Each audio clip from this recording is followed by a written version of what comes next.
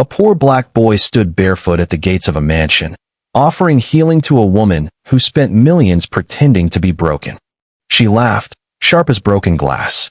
You think some street magic can fix what the world's best doctors couldn't. But what she didn't know, he wasn't just offering a cure. He was here to expose everything she tried to bury. A poor black boy asks a paralyzed millionaire, "I can heal you if you give me your leftovers." She chuckles bitterly. Then everything shifts. "Do you honestly expect me to believe in street magic from some alley brat?" Eleanor Wexley's voice sliced through the air of the lavish estate like ice. Her sharp gray eyes locked onto the 12-year-old boy at the service door. Marcus Green had just made the boldest offer of his life. After 3 days of watching that angry woman in her wheelchair discard untouched meals while he and his grandmother went hungry across the street, he had finally summoned the nerve to knock.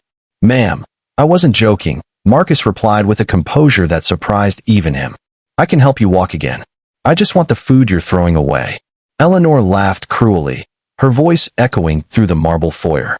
"Listen, child. I've spent $15 million on the world's top specialists over the past 8 years.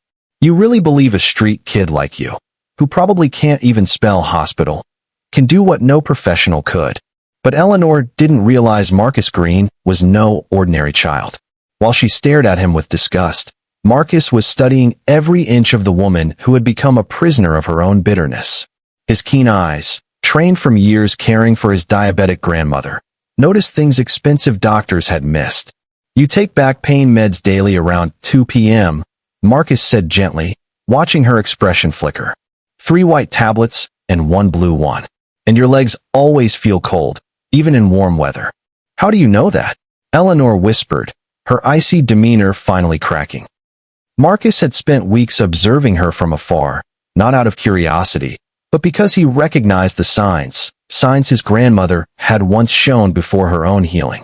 The difference was his grandmother trusted ancestral wisdom passed down over generations. Eleanor, meanwhile, put faith only in money. "Because I see what your doctors refuse to," Marcus answered, respectful despite her tone. "You don't need more pills. You need someone who knows healing doesn't always come from where we expect it." Eleanor slammed the door, but not before Marcus caught a flicker in her eyes that wasn't just contempt. It was fear. Fear that a 12-year-old boy had seen what the world's best had missed. As Marcus walked back to the tiny apartment he shared with his grandmother, Laverne, he smiled faintly. Eleanor Wexley had just made a crucial mistake, underestimating someone raised on survival, silence, and wisdom money could never buy. What she didn't know was that this alley brat carried the knowledge of 4 generations of healers. And now, he had seen exactly what her real affliction was.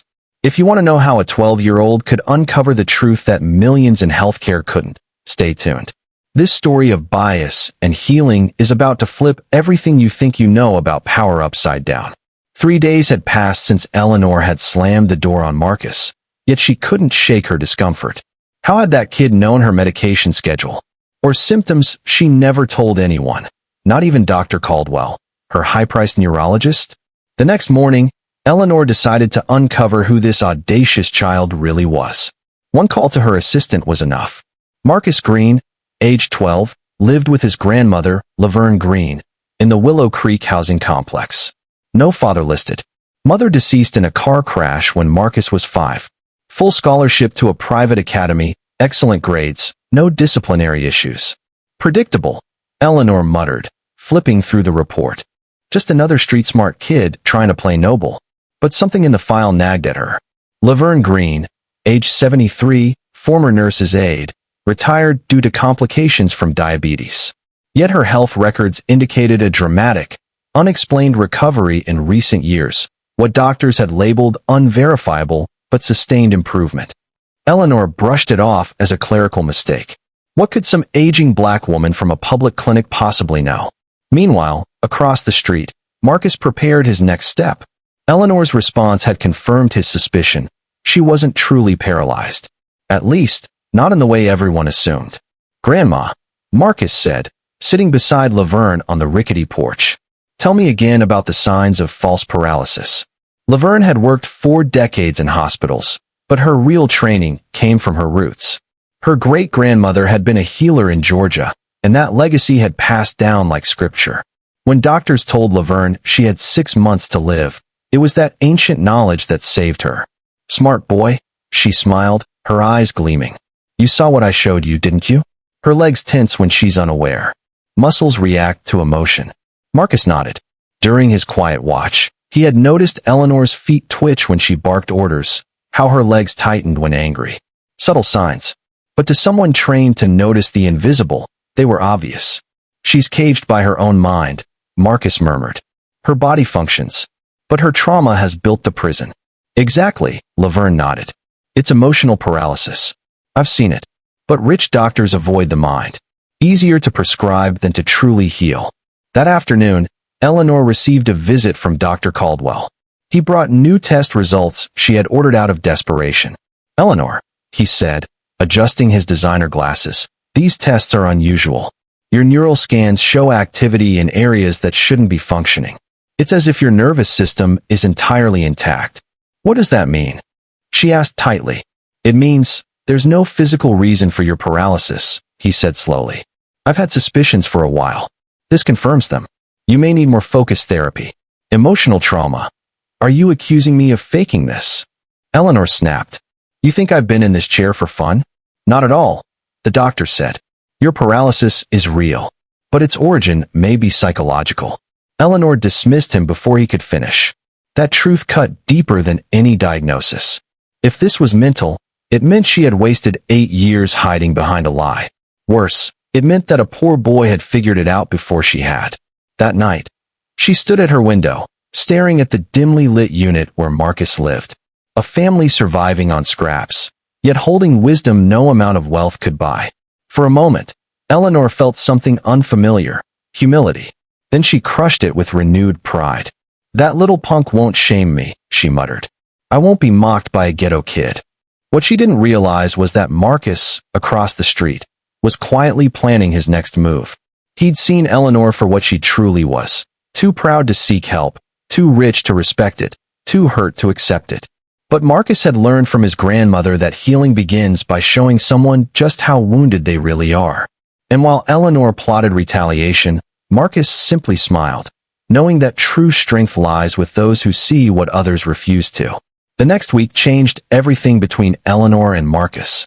Determined not to be outshone, Eleanor launched a quiet campaign to disgrace him. Her first call was to the private academy. "Principal Harris, this is Eleanor Wexley from the Wexley Trust.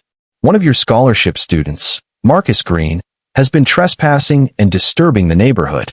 It worked. The next day, Marcus was summoned and warned.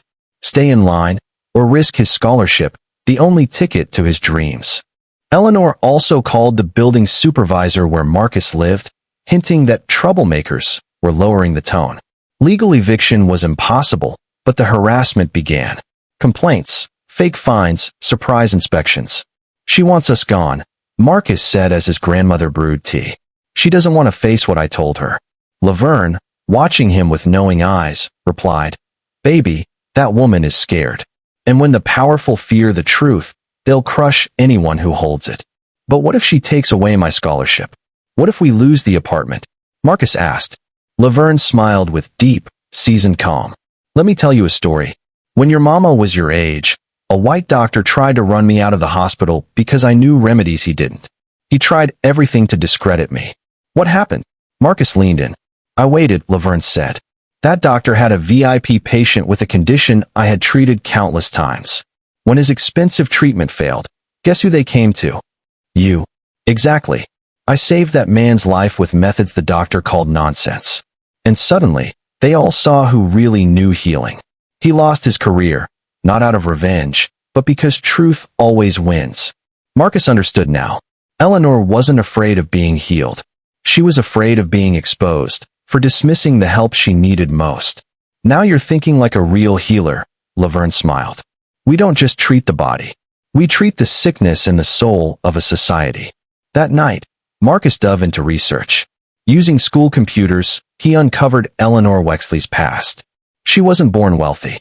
Daughter of poor immigrants, she married Richard Wexley III, heir to a fortune built on slavery. Her accident occurred one day after discovering Richard planned to leave her for someone younger. 2 years later, he died under odd circumstances. His will, rewritten just a week before, gave everything to Eleanor. But what startled Marcus most was this. The Green family had worked for the Wexleys for generations. His great-great-grandfather had been enslaved by them. His great-grandmother had cleaned their house. His grandmother, Laverne, had nursed Richard's mother while she battled cancer. What no one knew was that she had healed her, with herbal remedies and ancestral treatments.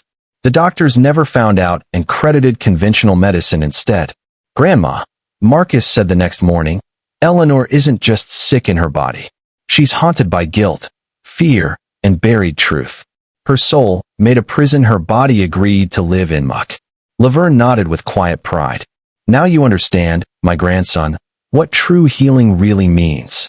It's not just about helping her walk. It's about forcing her to face herself and everything she's done." "Exactly," Marcus agreed. "But never forget, our gift was never meant to harm. Always to restore. Even when the person despises us. Even when they don't deserve it." Marcus spent the rest of the week watching Eleanor with new clarity. Every cruel remark, every scheme to discredit him only deepened his conviction.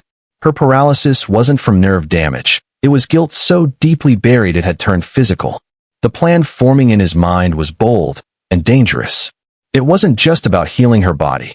It was about confronting years of privilege built on pain, exposing the lies of her identity, and dragging hidden crimes into the light. Eleanor Wexley thought she was battling a hungry boy begging for scraps. She had no idea she was about to stand trial before 4 generations of knowledge, a bloodline of healers who had endured centuries of silence, and a young mind sharp enough to both heal and destroy. While Eleanor prepared to humiliate Marcus once again, he smiled to himself. Each of her actions was proof, not just of her hidden illness, but of the inner rot that truly kept her bound. The cure he planned would reach far deeper than she imagined, and hurt much more. The final confrontation came on a quiet Sunday morning, exactly when Eleanor wasn't expecting it. For the first time, Marcus rang the front doorbell. No longer the back entrance, no more hiding. Eleanor opened the door to find not just Marcus, but Laverne Green standing beside him, and another figure that made her breath catch, Dr. Patricia Monroe, the neurologist who had once treated her late mother-in-law in secret. "Good morning, Eleanor," Marcus said evenly. "I've come to fulfill my promise. Today's the day you walk again." Eleanor tried to slam the door, but her pride betrayed her. "Is this some twisted game? I've already called security." "Please do," Marcus said, smiling. "They deserve to see this, especially when they learn who you really are." Laverne stepped forward, clutching a weathered leather case. Elżbieta Kowalski, daughter of Polish immigrants. Born July 19, 1975. Married Richard Wexley in 2005, just 3 months after finding out about his affair. Eleanor turned ghostly pale. No one had spoken her real name in decades. "The accident that left you paralyzed occurred the day after you found out Richard was filing for divorce," Marcus added. "Interesting timing, don't you think?" Dr. Monroe opened a thick medical file. "I treated Richard's mother when she was dying of cancer, but it was Laverne here who truly healed her. Your family never knew.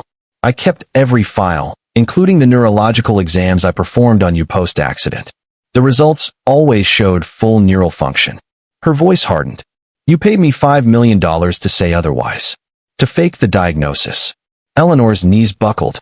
"You can't prove any of this." Marcus calmly pulled a recorder from his pocket. "Actually, I can. That employee surveillance system you had installed, it recorded more than just staff." Eleanor's voice played from the device. "Dr. Monroe, you must keep the diagnosis as is. If Richard finds out I can walk, I lose everything in the divorce. Stick with it, and I'll double your payment." "You bug my calls," Eleanor shouted, her mask cracking. "Not just your calls," Laverne said firmly. "Marcus documented you walking dozens of times. 43 separate recordings over 6 months."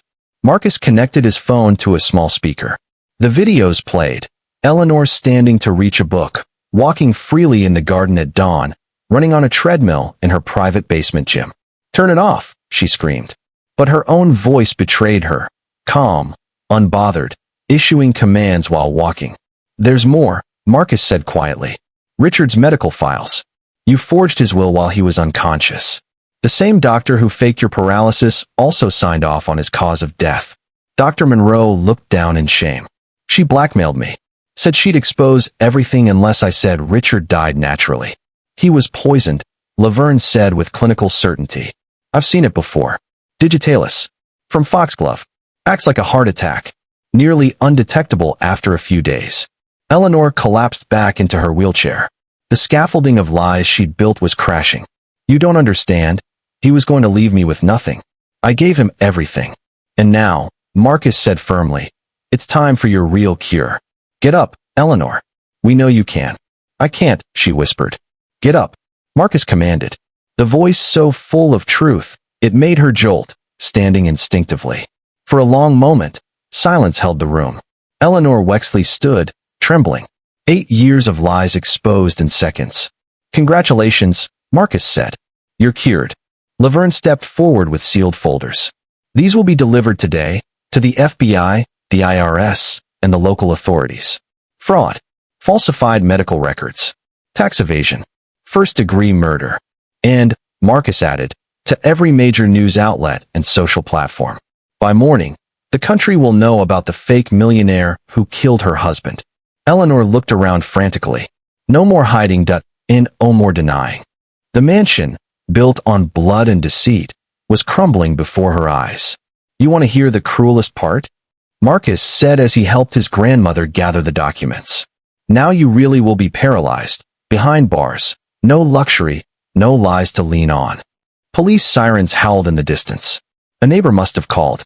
The real paralysis, Laverne said softly, was always inside your soul. You shut off your humanity so long ago, you forgot how to live. As officers climbed the grand staircase, Eleanor turned to Marcus with a mixture of hate and awe. How did a 12-year-old destroy everything I built?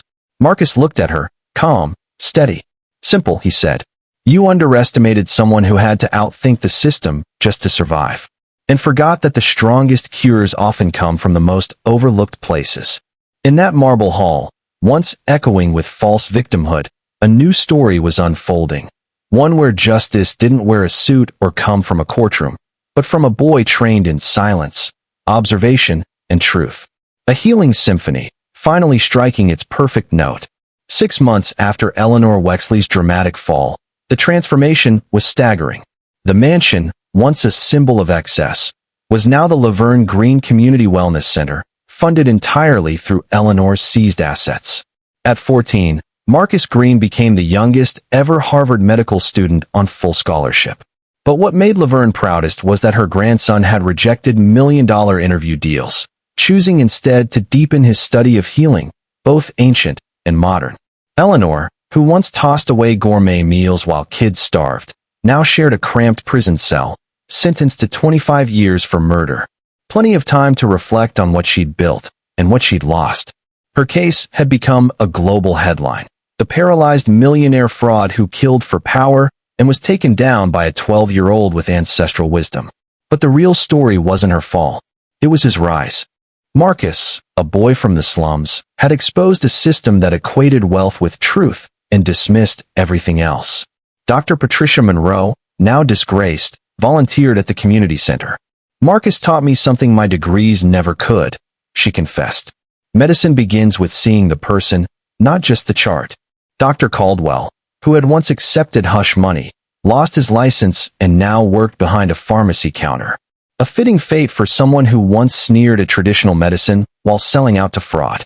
The entire Riverside neighborhood changed. Kids who once feared going hungry now dreamed of becoming surgeons, scientists, attorneys. Marcus had proved that brilliance isn't born in privilege, but in pressure. Ironically, Eleanor eventually developed true muscle weakness in prison. Stress and despair led to genuine atrophy. Now she used a cheap wheelchair, the kind prisons loan out. Her old $15,000 model long gone. Marcus visited her just once. Across bulletproof glass, she stared at him, empty and defeated. "Why are you here?" she asked.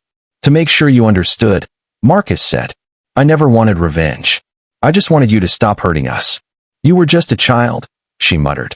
"And you were an adult, with power, lawyers, doctors, who should have known better." For the first time, Eleanor saw her own smallness. A child had more integrity than she had shown in her whole lifetime. Marcus's story became a landmark case in universities nationwide.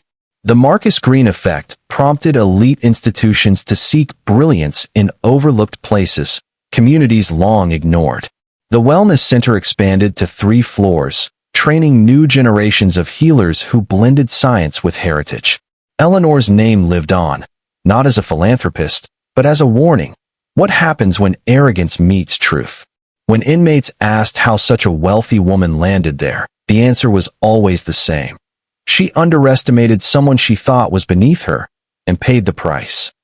But the real lesson wasn't about one cruel woman or one brilliant boy. It was about how society silences wisdom that doesn't wear a white coat or carry a title. Marcus proved the most powerful healing doesn't come in pills, but in changing toxic beliefs that blind us to greatness in unexpected places.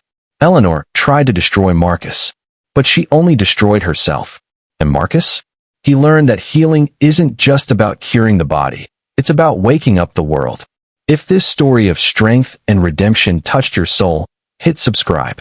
Because the deepest wisdom often comes from the most overlooked people, and the greatest teachers are those the world tried to silence.